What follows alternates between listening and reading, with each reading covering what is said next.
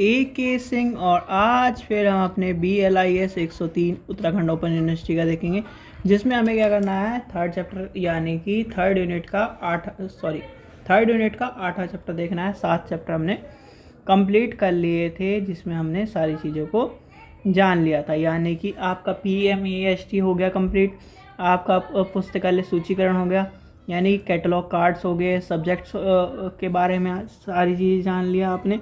तो कहीं ना कहीं अब चलना था हमें एक नए पदक पर, यानी कि नई सूचना पर और नए चैप्टरों की ज्ञान पर। तो यानी कि आज हमें चलना है 8वें चैप्टर पर। तो समय व्यर्थ न करते हुए चलिए शुरू करते हैं और 8वें चैप्टर को देखते हैं।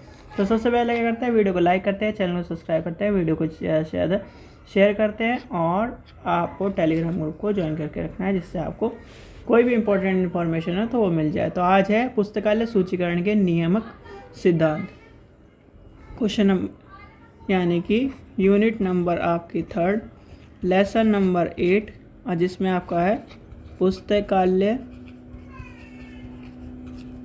सूचीकरण के नियमिक सिद्धांत। ठीक है, अब नियमित सिद्धांतों को जब हम नियमित सिद्धांत को लेके चलेंगे तो सबसे पहली बात आती है, जो पुस्तकालय जो सूचीकरण होता है उसके कोई ना कोई सीधे बात ये है कि भाई आप किसी चीज़ को बना रहे हो तो कहीं ना कहीं उसमें नियम और कानून की बात रखोगे, तभी वो कहीं ना कहीं पूर्ण रूप से संचालित या चलती है। इसलिए कहीं ना कहीं पुस्तकालय में भी पुस्तकालय सूचीकरण के भी कुछ नियम हैं। यानी रंगनाथन जी ने पुस्तकालय सूचीकरण के संबंध में कुछ सिद्धांत और प्रतिपादित किए थे, और प्रतिपादित करते हुए उन्होंने आदर्श रूप में उसका उपयोग करा और आदर्श रूप में सिद्धांतों को, नियमों और सिद्धांतों को लेके चले, जिससे कहीं ना कहीं सूचीकरणों को और सूची संहिता निर्माताओं के निर्माण करने की बात आती है। अब संहिताओं के यानी कि संहिताओं की आवश्यकताओं पर बल देते हुए, नियमित ग्रंथालयों के सूचीकरण को निर्देश देते हुए इन सब चीज़ों को लेके चला गया था। किसको लेके चला गया था? आपके यानी कि लाइब्रेरी के सूचीकरण के, यानी पुस्तकालय सूचीकरण के नियमों को। अब पुस्तकालय सूचीकरण की जब बात आती है तो पुस्तकालय सूचीकरण में हमें यानी कि आपका लॉज, कैनन एंड प्रिंसिपल्स। ठीक है, यानी कि रंगनाथन जी के आदर्श सिद्धांत हेतु 3 पदों का प्रयोग विशेष सिद्धांतों में किया जाता है। सबसे पहला आपका आता है सूत्र, यानी कि आपका सबसे पहले आपका लॉ को लेके चलेंगे हम, फिर उपसूत्र, कैनन और फिर आपका सिद्धांत।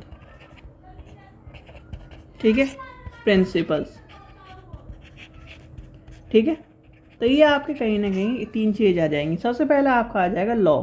भाई लॉ क्या है? यानी कि सबसे पहले आपकी जब लॉ की बात आएगी तो मुख्य विषयों के संबंध में नियम सत्र जो कहीं ना कहलाता है, जिससे कहीं ना कहीं पुस्तकालय विज्ञान में रसायनिक शास्त्र, भौतिक शास्त्र आदि को सूत्र है तो हम क्या करते हैं, यानी कि उसके कहीं ना कहीं बातों को और उसकी जो चीज़ें हैं उनको लेके चलते हैं। ठीक है, और नहीं तो यानी कि इसको नहीं अपनाएंगे, यानी कि एक नियम और कानून यानी कि लॉ से चलेंगे हम।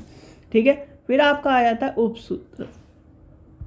ठीक है, फिर आ जाता है उपसूत्र की बात आती है ऐसे सामान्य सिद्धांत या मानक जिसकी सहायता से निर्माण लेने में संभवतः कहीं ना कहीं सत्र कहलाता है, और अन्य शब्दों में उसे नियमों संबंधित समूहों के मानकों और कहीं ना कहीं स्टैंडर्ड या उप सूत्र में कहलाया जाता है। जैसे आपका क्या आएगा, रंगनाथन जी इसके बारे में क्या कहते हैं, और रंगनाथन जी ने मुख्य विषयों को कहीं ना कहीं विभाजित करा, क्रम से लेके चले।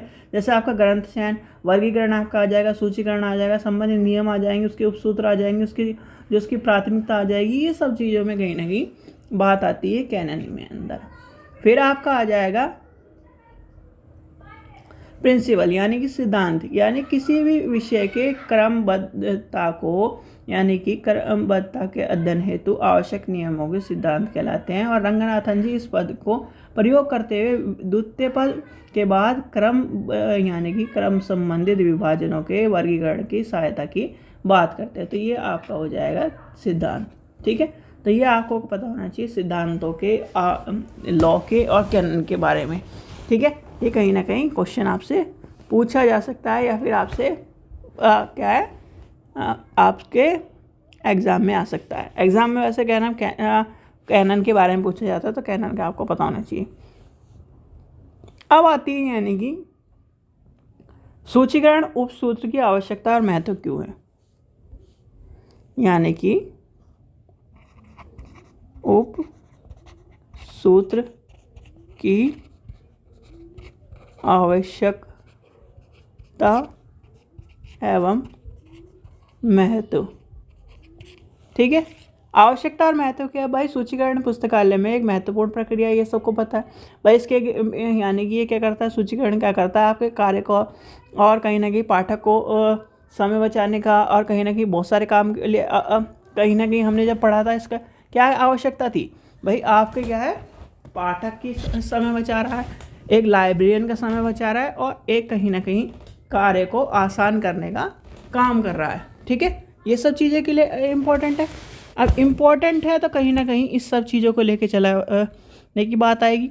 तो कहीं ना कहीं सूचीकरण को सही दिशा में कहकर अग्रसर करने की कुछ सिद्धांत होते हैं और उसके सिद्धांत के विभिन्न समय प्रकार को पुस्तकालय के कहीं ना कहीं परिशुद्धि और एकीकरण लाने के में सहायता होता है, यानी कि सहायता प्रदान करता है। अब आज के टाइम पर जैसे आपकी कई बुक्स हैं या कहीं ना कहीं आपके जो कार्य दिन प्रतिदिन कठिनाई हो रही है उसे कहीं ना कहीं आसानी से और कहीं ना कहीं साझा को करने में आपको एक तरह से इम्पॉर्टेंट रोल अदा करता है। ठीक है, तो ये आपको पता होना चाहिए। फिर आता है यानी सूचीकरण के उप जो सूत्र हैं उसके कार्य, यानी कि उसके कार्य क्या है भाई। सूचीकरण सहायता को निर्माण करने और नियमों को निरूपण करने में सहायता प्रदान करता है।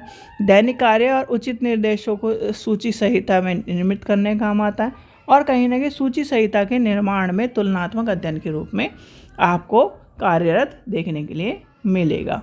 फिर आती है बात, आगे चलते हैं, इसी अंदर आपने देखना है सूत्र उपसूत्र एवं सिद्धांतों का विकास। अब इसके अंतर्गत सबसे पहली बात आती है कि जो आपके AACR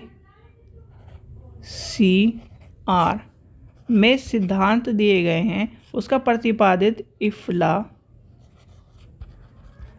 ने 1961 में अंतर्राष्ट्रीय सम्मेलन आयोजन किया था। उस सम्मेलन में सिद्धांतों को निरूपित किया गया था। ठीक है, और इसमें क्या था, यानी कि सिद्धांत की मुख्य रूप से कहीं ना कहीं जो निम्न बातें हैं उसमें क्या बात है, यानी ग्रंथों के मुख्य लेखक निर्धारित किए जाते हैं। आपकी क्या है लेखक और मुख्य लेखक के अंतर्गत जो चीज़ें आती वो बताई जाती है। आपके क्या है, यानी कि प्रलेख में लेखन ना हो, यानी कि लेखक ना हो और प्राथमिक रूप से अस्तित्व में उत्तरदायित्व संपादन पर निर्धारित हो तो कहीं ना कहीं उसके बारे में बताया जाता है। उसके विकास के अन्यथा उसकी जो चीज़ें हैं और कहीं ना कहीं कर्ताओं के यानी संकल्पकर्ताओं के कहीं ना कहीं चीज़ों को बताया जाता है। तो ये आपका कहीं ना कहीं इसमें दर्शाया गया, किसमें AACR2 और AACR2 का प्रतिपादन कब हुआ, किसने बनाया, ये क्वेश्चन आपका कई बार पूछा गया है। अब आता है यानी कि AACR आपका जो है AACR का मुख्य रूप से कुछ कहीं ना कहीं उसके उपयुक्त सिद्धांतों की अवधारणा भी है। भाई रंगनाथन जी के आदर्श सिद्धांतों का वर्णन करते हुए उन्होंने कहीं ना कहीं पुस्तकालय सूचीकरण की क्या करा, यानी कि उपसूत्रों को अपनी पुस्तक थ्योरी ऑफ लाइब्रेरी कैटलॉग में प्रकाशित करा, जिसमें पुस्तकालय विज्ञान के 5 सूत्रों की बात आती है, यानी कि 5 सूत्रों की बात आती है और 6 उपसूत्रों की बात आती है। किसकी, वो सूत्रों की 5 की और उपसूत्रों की 6 की बात आती है। और इसके पश्चात कहीं ना कहीं CCC में कहीं ना कहीं 5वें संस्करण में उसके 8 सूत्रों के 4 सिद्धांतों की बातों को लेके चला जाता है। और इसके बाद 1961 में अंकित जो चीज़ें आई हैं वो आपको देखने के लिए मिलती है। तो ये आपको कहीं ना कहीं सब चीज़ें याद कर लेनी है, जिससे आपको चीज़ों का पता चल जाए। अब आती है यानी कि सूचीकरण के उपसूत्र, यानी कि आपके उपसूत्र आ जाएंगे, कैनन्स आ जाएंगे। कैनन्स को आपको अलग यानी कि नेक्स्ट वीडियो में आपको मिल जाएगा। तो चलिए, आशा करता हूँ आपको वीडियो पसंद आई। वीडियो पसंद आए तो लाइक करें, चैनल को सब्सक्राइब करें, वीडियो को ज़्यादा से शेयर करें। थैंक